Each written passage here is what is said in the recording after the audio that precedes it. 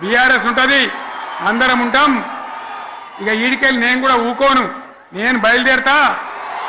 యాందాకైనా మంచిదే. ఎవరెవరి సంగతి ఏందో, ఎవరైనా లెక్క ఏందో అన్ని కూడా లెక్కలు తీద్దామని మనవి చేస్తా ఉన్నా. ఈ రకంగా మనం ముందు పోవాలి. ఒక్క మాటలను ఉన్నదా? ఇవాళ ఈ ప్రభుత్వం, ఈ కాంగ్రెస్ నయవంచక ప్రభుత్వం సంక్షేమంలో ఫెయిల్, మంచినీళ్ళలో ఫెయిల్, పొలాలకు నీళ్ళు ఇవ్వడంలో, సాగు నీళ్ళలో ఫెయిల్, కరెంటు సరఫరాలో ఫెయిల్, రైతు బంధులో ఫెయిల్, విత్తనాలు ఎరువులు సరఫరాలో ఫెయిలేనా? ధాన్యం కొనుగోలులో ఫెయిల్, పల్లెలు పట్టణాల అభివృద్ధిలో ఫెయిల్, భూముల ధరలు పెంచడంలో ఫెయిల్. మరి దేంట్లో పాస్ అయిండు? ఎటు పడితే అటు ఒర్రుడు, దేవుళ్ళ మీద ఒట్లు పెట్టుడు, అబద్ధ వాగ్దానాలు చేసుడు.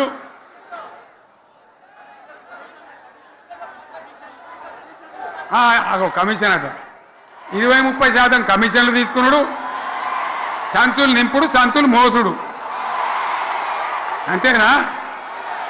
కరెక్టేనా ఈ మాట అన్నా? కరెక్టేనా? నేను చెప్పి అన్ని ఫెయిల్ అయిందా ఈ ప్రభుత్వం? నిజమైతే ఒకసారి చేతులు లేవటరు దయచేసి. స్టేజ్ మీద లేవటరా? ఫెయిలేనా? ఈ మాట 20%-30% కమిషన్లని నేను అంటలేను. ఎవరన్నారు?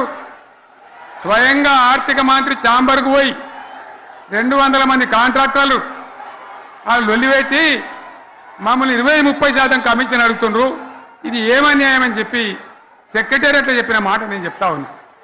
ఈ విధంగా మాజీ సర్పంచులు పాపం వాళ్ళు పనిచేసిన మా బిల్లులు ఇవ్వమంటే వాళ్ళ గోస ఉచ్చుకుంటా ఉన్నారు.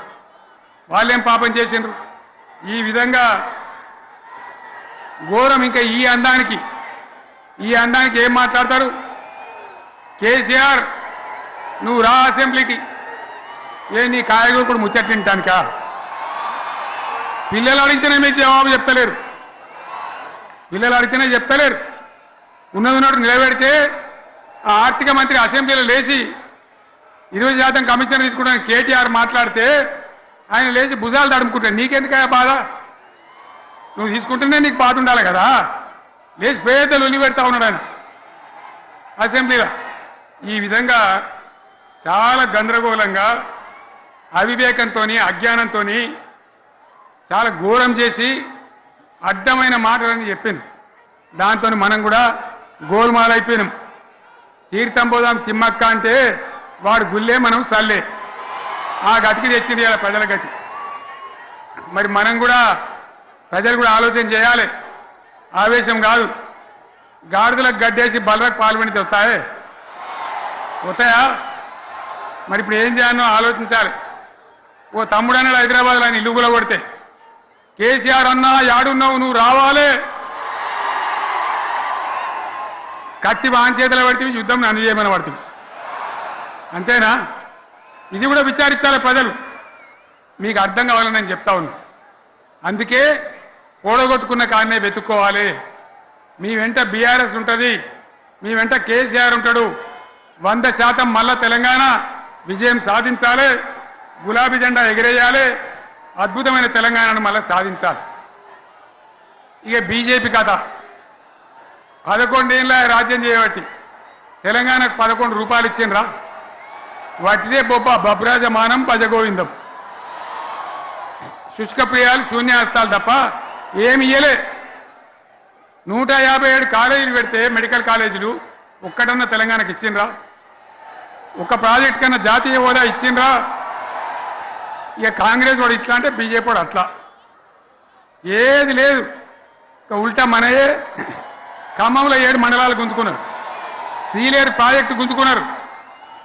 నరేంద్ర మోడీ మాట్లాడతాడు, ఏం మాట్లాడతాడు? తెలంగాణ వచ్చిందిరా అని తెలంగాణలో సంతోషపడితే తల్లిని చంపి బిడ్డను బతికిచ్చిండ్రు అంటాడు. ఎన్నోసార్లు అంటాడు, ఒక్కసారి కాదు. ఈ విధంగా అది కూడా మనం అనిపించేది కాదు.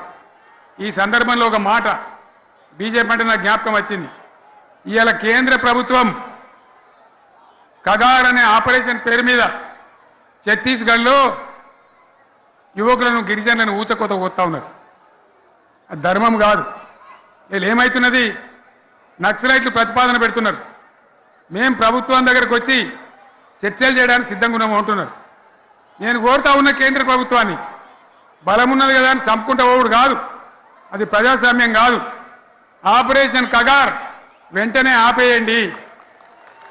వాళ్ళని పిలిచి, ఆ నక్సలైట్లను పిలిచి డెమోక్రటిక్ స్పేస్ ఇచ్చి చర్చలు జరపండి.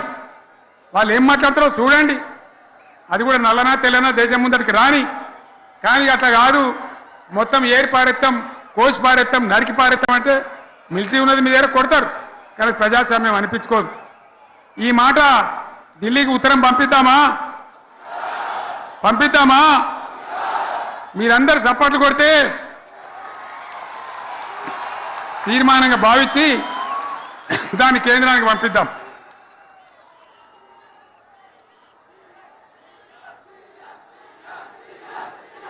ఇక్కడ 30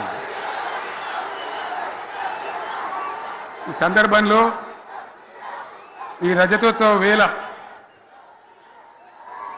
నేను మీ అందరికీ, ఇక్కడ ఉన్న వాళ్ళకు, సభలో లేని వాళ్లకు, టీవీలో నా మాటలు వినే వాళ్లకు, యావత్తు తెలంగాణ సమాజానికి బీఆర్ఎస్ గులాబీ జెండా రజతోత్సవ శుభాకాంక్షలు మరొకసారి తెలియజేస్తూ, మీరందరూ కూడా ధైర్యంగా ఉండండి.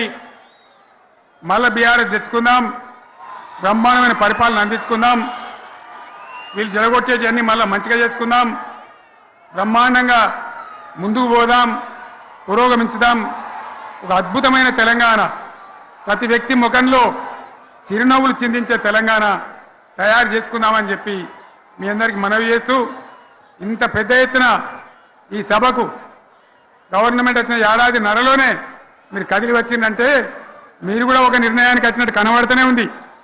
ఓట్లు ఎప్పుడు వస్తాయని చూస్తాను.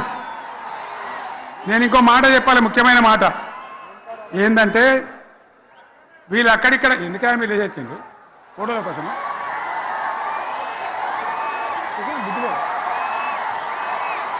ఒక మాట చెప్పాలి. ఏంటి,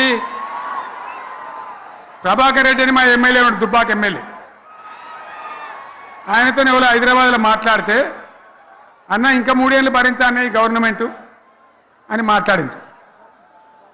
ఆయన మాట చెప్పిండు విలేకరులు. అలా చూసారా మా గవర్నమెంట్ పడగొడతారట. మేమెందుకు పడగొడతాం రా భయ్? మాకేమైనా కాల్చేరు గులగులో పెట్టినాయా? మేమా కిరికిరి పని చెయ్యం బిడ్డ. మీరే ఉండాలి. ఓట్లు తీసుకున్నారు, చక్కగా పని చేయకపోతే మీ ఈపులు ప్రజలే సాఫ్ చేస్తారు. అంతే కదా? మేము పడగొట్టాం, మీ గవర్నమెంట్ పడగొట్టాం. ఎందుకంటే మీ సంగతి ఏందో మా సంగతి ఏందో ప్రజలకు పూర్తిగా అర్థం కావాలి. గులాబీ సైనికులకు నాది ఒక్కటే మాట, మనం ఏనాడు మనం పుట్టిందే పదవులు త్యాగం చేసి, పుట్టిందే రాష్ట్ర సాధన కోసం, స్వార్థం కోసం మనం పనిచేయలే. మీ అందరి నాయకులను, కార్యకర్తలను నేను కోరేది ఒకటే, తెలంగాణ సమాజం అద్భుతంగా పురోగమించేదాకా మనం పనిచేస్తూనే ఉండాలి. గవర్నమెంట్లో ఉన్నా, ప్రతిపక్షంలో ఉన్నా ప్రజల పక్షాన ఉండాలి, ప్రజలకు అండగా ఉండాలి, ప్రజల సమస్యల మీద పోరాటం చేయాలి, వాళ్ళకు అండదండలుగా ఉంటూ పురోగమించాలి.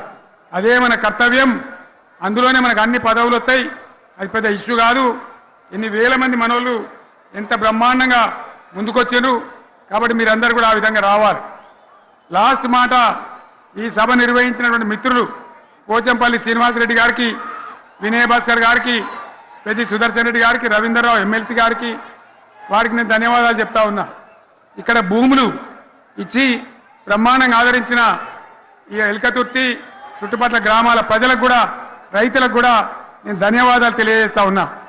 ఈ రజతోత్సవ శుభాకాంక్షలు మీ అందరికీ మరొకసారి తెలియజేస్తూ నేను మీరు సెలవు తీసుకుంటా ఉన్నా. జై తెలంగాణ, జై తెలంగాణ, జై తెలంగాణ. ధన్యవాదాలు. ఇక ఇప్పుడు లొలిపెట్టరా బాగా లొలిపెట్టారు.